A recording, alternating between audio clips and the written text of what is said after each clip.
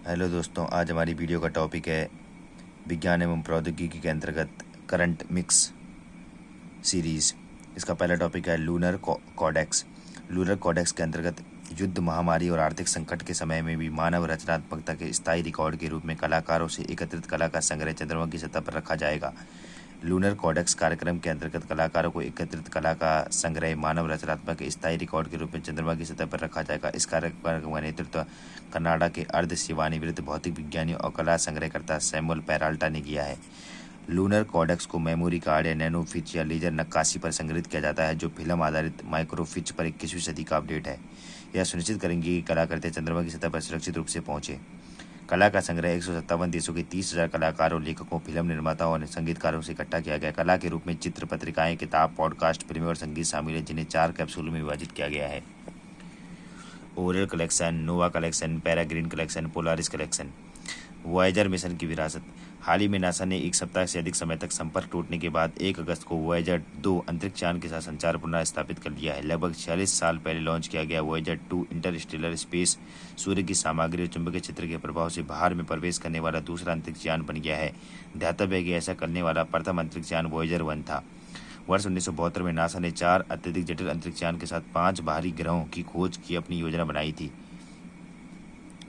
Voyager mission की उपलब्धियां क्या रही? वॉयेजर 2 से पहले वॉयेजर 1 को बृहस्पति और शनि तक पहुंचने के लिए निर्धारित किया गया था। दोनों ने हमारे सौर मंडल के सभी बाहरी विशाल ग्रहों का पता लगाया और 40 से अधिक चंद्रमाओं और कई छल्लों की खोज की। वॉयेजर 1 और वॉयेजर 2 ने बृहस्पति के 3 नए चंद्रमाओं की खोज की, थैबे, मैटिस और एड्रेसिया। फिर आता है एरिस वेरिएंट। हाल ही में विश्व स्वास्थ्य संगठन WHO ने EG5 कोरोना वायरस वेरिएंट, जिसे एरिस कहा जाता है, को रुचि के प्रकार के रूप में वर्गीकृत किया है। वर्तमान में कोरोना वायरस का यह वेरिएंट संयुक्त राज्य अमेरिका, ब्रिटेन और चीन में तेजी से फैल रहा है। कोविड-19 पर WHO का कहना है कि हालांकि EG5 वेरिएंट अधिक संक्रामक है, लेकिन यह अन्य ओमिक्रॉन वेरिएंट की तुलना में अधिक गंभीर नहीं है।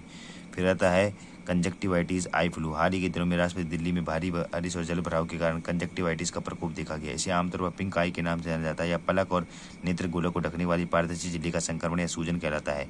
यह आई फ्लू वायरस बैक्टीरिया में एलर्जी के कारण हो सकता है। बैक्टीरिया और वायरल कंजक्टिवाइटिस दोनों अत्यधिक संक्रामक हैं। फिर आता है कोशिका मुक्त DNA। पिछले 2 दशकों में जब से जीनोम अनुकरण प्रौद्योगिकी अधिक सुसंगत होने लगी है, वैज्ञानिकों ने वास्तव में सेल मुक्त DNA के उपयोग का पता लगा लिया है। कोशिका मुक्त DNA रक्त प्रवाह और अन्य शारीरिक तरल पदार्थ जैसे रीढ़ की हड्डी के तरल पदार्थ और मूत्र में पाए जाने वाले छोटे DNA टुकड़ों को संदर्भित करता है। ये टुकड़े विभिन्न स्रोतों से प्राप्त होते हैं, जिनमें कोशिकाओं का टूटना, क्षतिग्रस्त या मरने वाली कोशिकाओं से DNA का निकालना आदि शामिल है। इसके अनुप्रयोग क्या है? एक विशिष्ट गुणसूत्र असमानताओं के लिए भ्रूण की जांच करना। कोशिका मुक्त DNA का एक उभरता हुआ अनुप्रयोग कैंसर का शीघ्र पता लगाना है। यह मानव रोगों को समझने, निदान करने में महत्वपूर्ण भूमिका निभा सकता है। इसका उपयोग अल्जाइमर रोग, न्यूरल ट्यूमर, स्ट्रोक आदि में किया जा सकता है। फिर LK99 कमरे के तापमान वाला सुपर कंडक्टर। हाल ही में कोरियाई शोधकर्ताओं ने LK99 नामक एक सुपर कंडक्टर का विकसित करने का दावा किया, जो कमरे के तापमान और परिवेश के दबाव पर काम करता है। इस खोज के रूप में विद्युत चालकता के साथ टेक्नोलॉजी की दुनिया में क्रांति ला दी है। सुपर कंडक्टर ऐसी सामग्री है जो लगभग 100% दक्षता के साथ बिजली संचालित करती है, जिसके विभिन्न व्यावहारिक अनुप्रयोग देखे गए हैं, जैसे MRI मशीनों में, चुंबकीय उत्तोलनों में। फिर आता है PiBot humanoid robot. Korea Advance Institute of Science and Technology के इंजीनियर शोधकर्ताओं की एक टीम पीबोट नामक एक ह्यूमनॉइड रोबोट विकसित कर रही है। पीबोट दुनिया का पहला ह्यूमनॉइड पायलट है। यह कॉकपिट में सभी एकल नियंत्रकों में हेरफेर करके एक मानव पायलट की तरह एक हवाई जहाज उड़ा सकता है। यह तकनीक विमानन टेक्नोलॉजी में क्रांतिकारी बदलाव ला सकती है। कृत्रिम बुद्धिमत्ता और रोबोटिक्स टेक्नोलॉजी को जोड़ती है। इसके बाहरी कैमरे पीबोट को विमान की वर्तमान परिस्थिति की निगरानी करने की अनुमति देते हैं, या किसी भी हवाई मार्ग पर गलत मुक्त उड़ान मिशन संचालित करने के लिए वैश्विक उड़ान चार्ट को याद रखता है। फिर आता है लूना 25। हाल ही में रूसी अंतरिक्ष एजेंसी रोसकॉस्मोस ने सूचना दी कि लूना 25 अंतरिक्ष यान की दुर्घटनाग्रस्त हो गया है। गौरतलब है कि हाल ही के वर्षों में 4 देशों भारत, इजराइल, जापान और रूस की सरकारी या निजी अंतरिक्ष एजेंसियों ने चंद्रमा पर अपने आंतरिक यान उतारने की कोशिश की है। लूना 25 मिशन, जिसे लूना ग्लोब लैंडर भी कहा जाता है, यह अंतरिक्ष में अग्रणी विमान में प्रतिभा वापस लाने का रूसी प्रयास है। 1976 में सोवियत संघ अंतरिक्ष कार्यक्रम द्वारा लॉन्च किया गया लूना 24 जहाज था।